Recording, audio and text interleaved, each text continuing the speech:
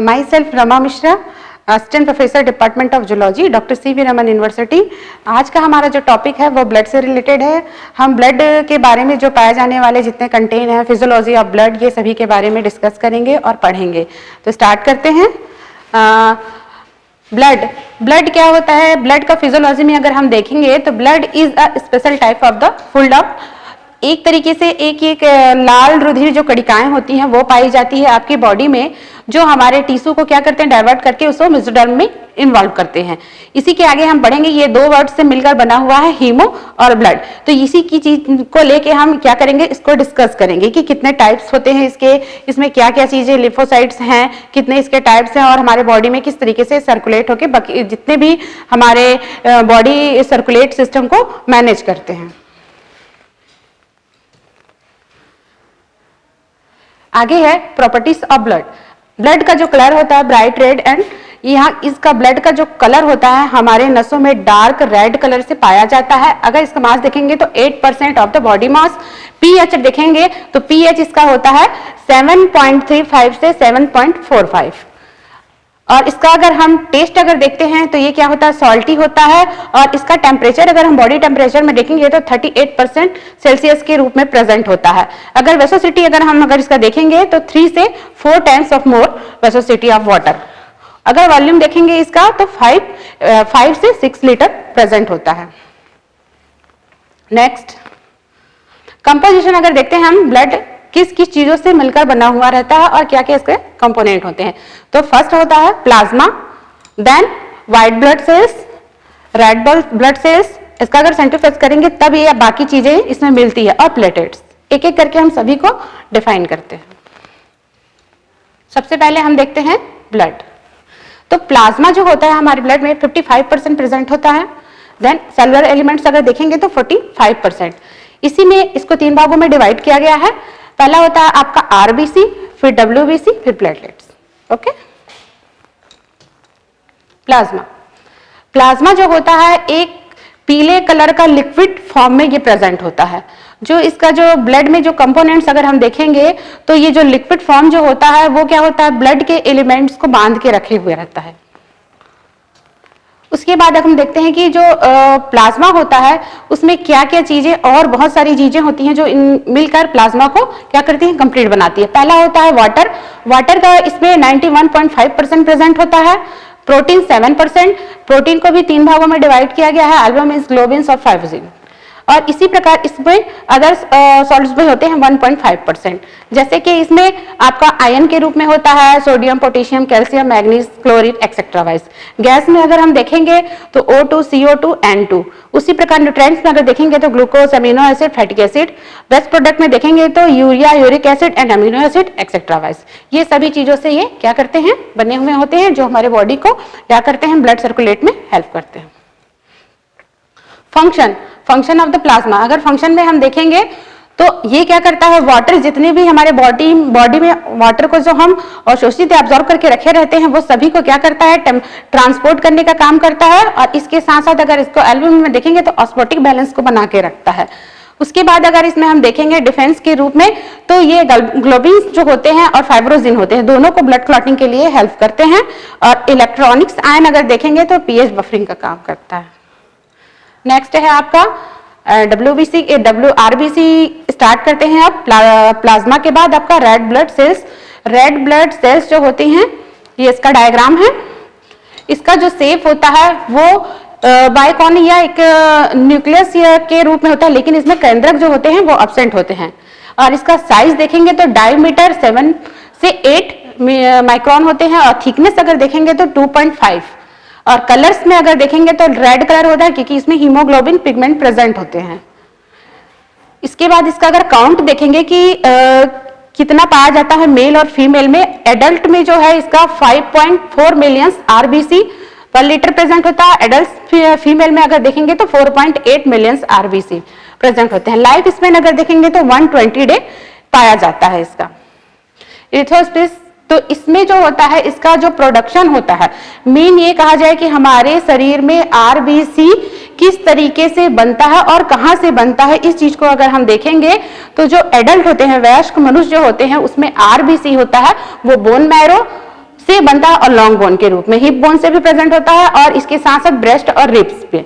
और चाइल्ड में देखते हैं जो 5 ईयर ओल्ड चाइल्ड होते हैं उनमें bone marrow all of the bones इससे होंगे। अगर फिटस में देखें, फिटस मतलब कि वहां पे जब अगर कोई बच्चा एम्ब्रॉय में है उसके अकॉर्डिंग अगर देखेंगे तो ब्लड जो होता है वो लिवर स्प्लीन से बनता है। और इसकी कमी और अधिकता से अगर हम देखते हैं तो प्लेटोसाइटोमिन और इरिथ्रोसाइटोपिन, तो ये जो इसकी कमी और अधिकता से भी बहुत सारी बीमारियां जो होती हैं हमारे शरीर में होती है। Function of the RBC, function में देखेंगे तो मेन फंक्शन इसका 2 बताया गया है। एक तो होता है ये ऑक्सीजन को ट्रांसपोर्ट करता है लंग्स टू टिश्यू, और अगर इसी के साथ साथ ही ये CO2 का formation of the tissue of the lungs, मतलब एक तो है ऑक्सीजन को लेके जा रहा है आपके लंग्स से टिश्यू से, टिश्यू में एक होता है CO2 को क्या कर रहा है टिश्यू टू लंग्स। और इसमें नॉर्मल अगर ब्लड का कंटेंट हम देखेंगे तो कितना होता है आपका 13 से 15 ग्राम HB पर 100 ml of the blood. One of the RBC content में अबाउट में देखेंगे 250 million molecules of the HB, each of the molecules of the caring for the molecules for oxygen। इसी प्रकार आपका व्हाइट ब्लड सेल्स। अब हम पढ़ते हैं श्वेत रुधिर कणिकाएं, इसको हिंदी में बोला जाता है। श्वेत रुधिर कणिकाएं जो होती हैं इसका शेप इस तरीके से होता है और इसमें क्या होता है ये एक अमीबा न्यूक्लियेटेड सेल्स के रूप में प्रेजेंट होता है। इसका साइज जो होता है 12 से 15 माइक्रोन होता है। कलर जो है इसका कलर जो कलरलेस होता है, इसमें किसी भी प्रकार का कोई कलर नहीं होता, जैसे कि RBC में हम देखे हैं कि रेड कलर पाया जाता है, इसमें कुछ भी कलर नहीं होता, कलरलेस होता है। और इसमें अगर काउंट में देखेंगे तो आपका 5000 से 10,000 RBC WBC आपकी बॉडी में प्रेजेंट होना चाहिए। अगर इसका लाइफ स्पेन अगर देखेंगे तो 10 से 13 दिन होता है। इसी प्रकार हम आगे पढ़ते हैं, आगे के पॉइंट में आपका है ल्यूकोफिलिस। तो इसमें अगर हम इसका देखेंगे प्रोडक्शन ये कहाँ से और क्या क्या मिलता है, जैसे हमने RBC का देखा था कि RBC बोन मैरो से बन रहा है, आपके फिटस में अगर देखेंगे तो लीवर स्प्लीन से बनता है। उसी प्रकार एडल्ट में इसमें लीवर स्प्लीन टॉन्सिल और बोन मैरो, और फिटस में अगर देखेंगे तो हम लीवर स्प्लीन से बनता है। इसकी भी कमी और अधिकता से बहुत सारी बीमारियां होती हैं, ठीक है। और ल्यूकेमिया खासकर है इसमें जो ब्लड कैंसर का रूप ले लेती है। टाइप ऑफ द WBC, अब ये कितने प्रकार से पाए जाते हैं तो इसको 2 भागों में डिवाइड किया गया है, ग्रैनुलर और एन्यूक्लियर। और इसको ग्रैनुलर्स जो होते हैं इसको भी 3 भागों में डिवाइड किया गया है। न्यूट्रोफिल्स जो होता है 62% और एसिडोफिल्स होता है 2.3%, बेसोफिल्स 0.4%। एग्रेनुलर्स में अगर देखेंगे तो लिम्फोसाइट्स होता है आपका 30% और मोनोसाइट्स होता है आपका 5.3%। अब हम फर्स्ट इसका जो पॉइंट है उसमें देखते हैं ग्रैनुलर्स ऑफ WBC। न्यूट्रोफिल्स जो होते हैं इसमें ये क्या होते हैं, न्यूक्लियस विद द 3 से 4 लोब्स इसमें प्रेजेंट होते हैं, इस तरीके से लोब्स के रूप में प्रेजेंट होते हैं।